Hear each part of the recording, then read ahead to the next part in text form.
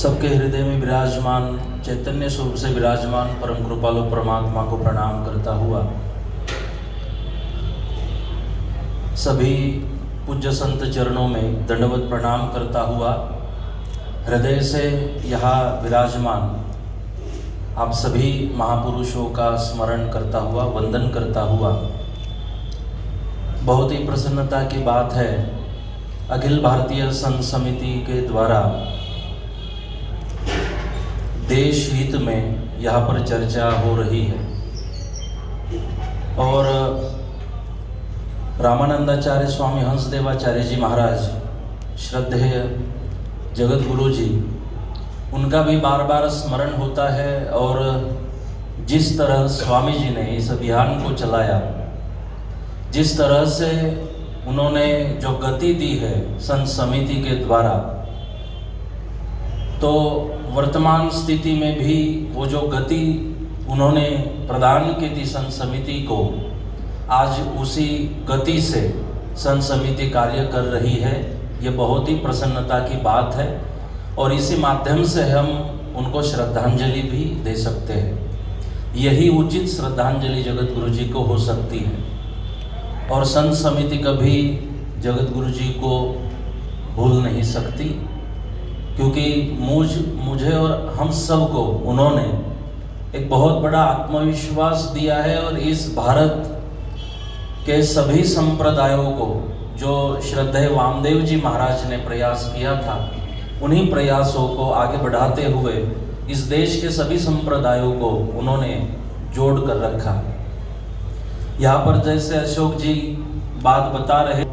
और जो भी हमारे भविष्य के बारे में जो भी चिंता की बात है,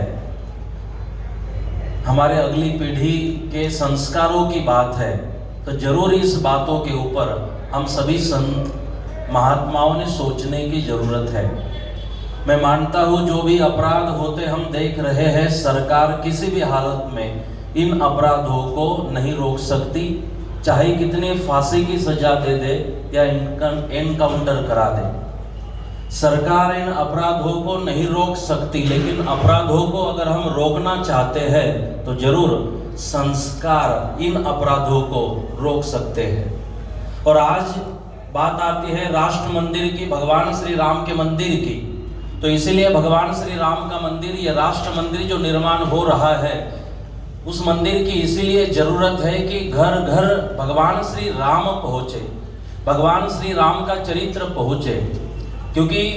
भारत देश में इंफ्रास्ट्रक्चर तो बन ही रहा है, मजबूती से आगे बढ़ रहा है, बन रहा है, लेकिन हमारी अगली पीढ़ी को इस सुविधाओं के साथ में अगर भगवान श्री राम का चरित्र हम नहीं देते, जो भगवान श्री राम के चरित्र में माँ शबरी का चरित्र आता है, हनुमान जी का चरित्र आता है, सुग्रीव जी का चरित्र आता है, गिलिहरी का चरित्र आता है, अभी अभी स्मरण हुआ जटायु जी की कथा आती है, जो पितृ आज्ञा का पालन भगवान श्री राम करते थे। माँ भगवती सीता की जो कथा है, लक्ष्मण भैया की जो कथा है, और बहुत ही दिव्य कथा भरत जी की जो कही जाती है,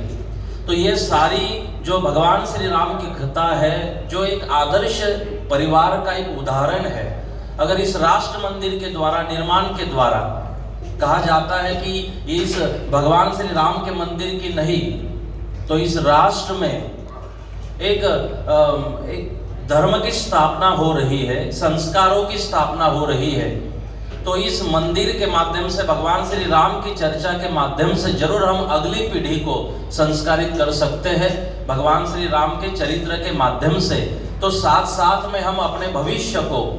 घर, पैसा, हम जो भी व्यवस्था इनके लिए कर रहे हैं, साथ में हम राम का चरित्र भी देने की जरूर कोशिश करें। हम अपने बेटियों से, अपने बेटों से जुड़ने की कोशिश करें। जब बेटी से संवाद बंद हो जाता है तो मैं मानता हूँ शायद इसी का साइड इफेक्ट है, इसी का नतीजा है कि बेटी भटक जाती है।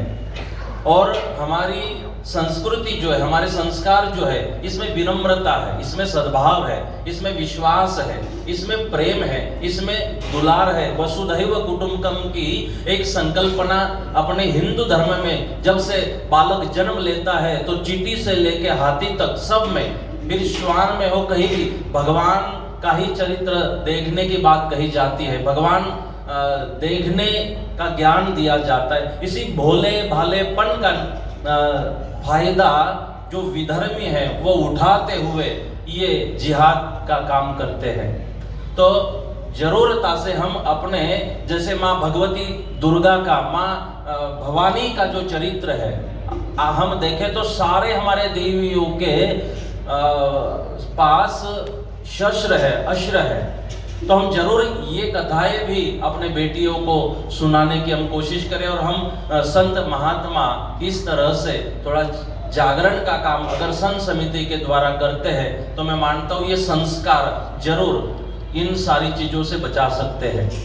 ये लैंड जिहाद, लव जिहाद तक ही ये बातें सीमित नहीं है, तो कई ऐसी बातें हैं जो हिंदुओं में नफरत फैल जाए, हिंदुओं का जो संगठन है वो टूट जाए, वो संप्रदाय में बटे, वो समाज समाज में बटे, वो अपने जाति जाति में बट जाए, या मत मतांतर में संप्रदाय बट जाए, इसकी भी कोशिश है भारतवर्ष में हो रही है। और दुर्भाग्य है कि हमारे से में ही कुछ लोग ऐसे हैं जो इन कार्यों को बढ़ावा देते हैं, सपोर्ट करते हैं। इसलिए जैसे कि मैं सतपंथ संप्रदाय से हूँ, सतपंथ संप्रदाय की विचारधारा लगभग यहाँ बैठे सभी संतों को पता है। प्रेरणापीठ पिराना की, वहाँ के हमारे श्रद्धेय जगत गुरु जी यहाँ उपस्थित है। जो विचारधारा पूरी एक आर्य वैदिक हिंदू सनातन संस्कृति के आधार पर है, लेकिन किसी भी तरह उस परंपरा को कहीं अलग अलग नामों से प्रताड़ना करना, उसकी बदनामी करना, उसके बारे में किताबें छपवाना और जबरदस्ती इन अनुयायियों को मुस्लिम ठहराने की कोशिश करना, ये भी एक बहुत बड़ा जिहाद है। और इन शक्तियों से हम सभी जो इस आर्य वैदिक हिंदू सनातन परंपरा को मानते हैं, उनको संगठित होकर इन परिस्थितियों को, इस मानसिकता से लड़ना होगा, ये मैं मानता हूँ। तो इसीलिए मैं सभी से प्रार्थना करूंगा, विनती करूंगा कि किसी भी तरह हमारा जो हिंदू संगठन है, हमारे जो भारतवर्ष के सभी संप्रदाय है, जो अलग अलग उनकी उपचार पद्धति हो सकती है लेकिन मत एक है, तो हमारे सभी संप्रदाय, सभी समाज के लोग, पूरा हिंदू समाज संगठित रहे, इस कोशिश